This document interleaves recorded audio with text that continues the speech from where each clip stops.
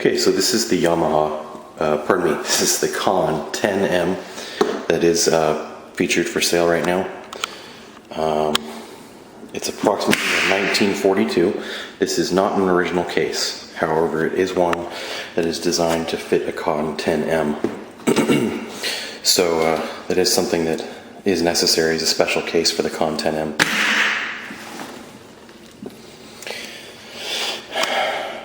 It does have very basic storage. I would definitely recommend, and this is not going to be included, a mouthpiece holder, or pardon me, a mouthpiece and neck holder. This is separate. I always carry these around with me because I do have a metal mouthpiece. The mouthpiece is also not included in the sale of this. This is a Berg Larson 110-1, and this is not included in the sale. And because everything in here is free floating, I do not ever let my neck float around without being in one of these protecting cases. So with that shown, let me go ahead and get some video of the neck.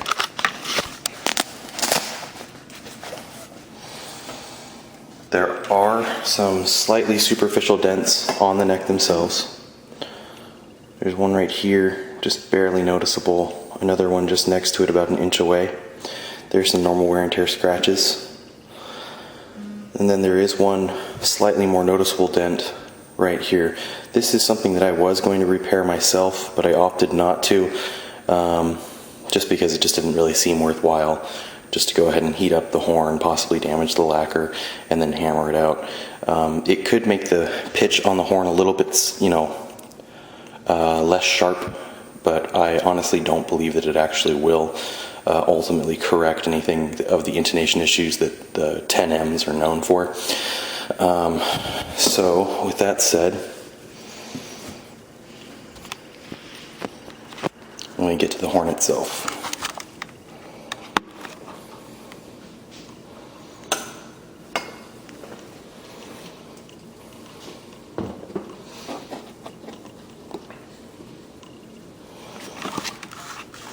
Now, here's the bell. The bell's actually in very beautiful condition. It is an instrument that's been relacquered.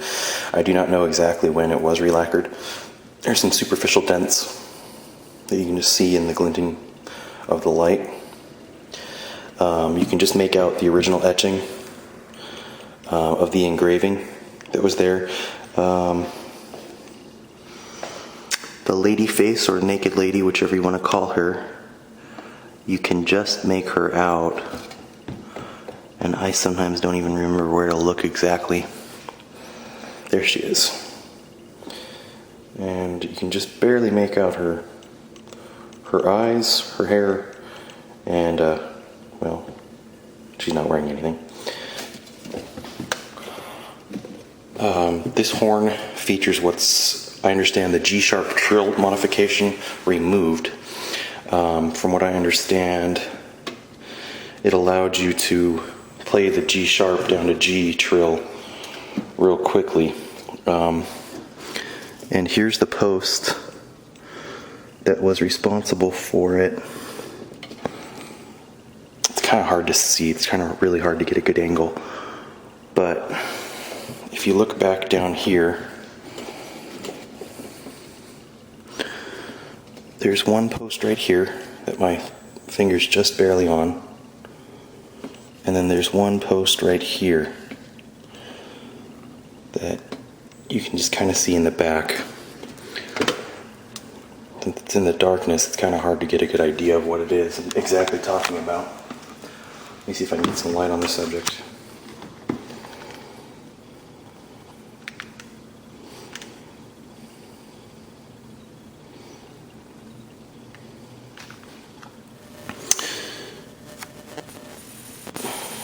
So you've got one of the posts right there behind the spring. Here's the spring right in here. That's the spring, and the post is directly behind it. The light's just going over it right now, the post. And that's where that flip top G sharp was located, that trill. which caused it to lift up, causing the G sharp down to the G, at least from what I understand. I never had it on this horn. When I purchased it, it had it done. I had someone who was more familiar with the Conn 10m's than I was, and they basically just showed me what it was and how it changed things around. In addition to that, right here, you've got an additional, it's a D trill that, see, that's the thing that's kind of funny, is I've had different people tell me different things for different things that happen on the horn that is also modified. Anyway, this one is prone to leaks. It's never really been prone to leaks for me. However, the same person who told me about the G trill and all that good stuff said that I would be wise to go ahead and just put a head cork in there, flute head cork, just so that way it never falls open, unless I plan on using it. So I honestly don't know the exact information as far as for what goes on where, but that's what that is right there. It's just lodged right in there to keep it from opening. I don't think it ever has. It's never been a problem. Of course, you've got the bell keys on the left hand side, so which is why you need to have a special case for this horn. It is a very, very, very cool horn. The pinky tray, or the pinky array for the left hand. The wheels all roll real nice. Actually, this is the first time I've ever played on a tray like this before. The spatula, as I used to always call them. It's got good spring to it. With that said, I'll go ahead and I'll assemble the horn and play a couple things.